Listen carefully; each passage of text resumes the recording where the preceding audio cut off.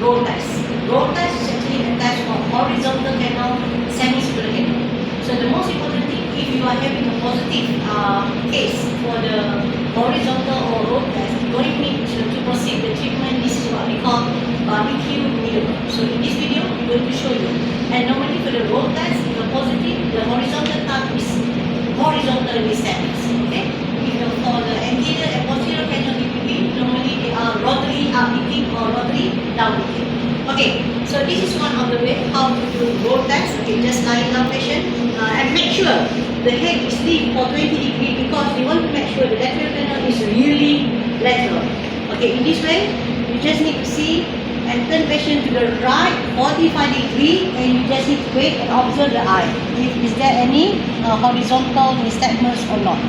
Okay, if there is no nystagmus, you just need to back to this position and then wait and proceed to the left horizontal test or left roll test. This is what we call roll test. Same thing, you have to see.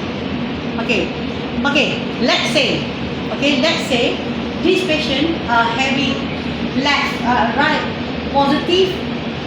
Let's say they are having right horizontal nystagmus. So it means this patient having right horizontal canal BPPV. So we need to proceed with the barbecue maneuver, left barbecue maneuver. So you have to remember for the treatment is actually everything was contra side. If you're positive to the right side, you need to turn your patient to the left side contrarily, something like this, 180 degrees. Okay, the second step, you need to ask patient turn the body to this side. Then slowly remove your pillow. Then shifting. Okay. First 180, another 45, and this position you need to make sure the chin close to the chest because we want to make sure and maintain the position of the horizontal canal, and we want to make sure the otoconia inside the horizontal canal go back to your original position. Okay. Next step, turn to the left, and then put the bone and lift out. That's all. This is what we call barbecue maneuver.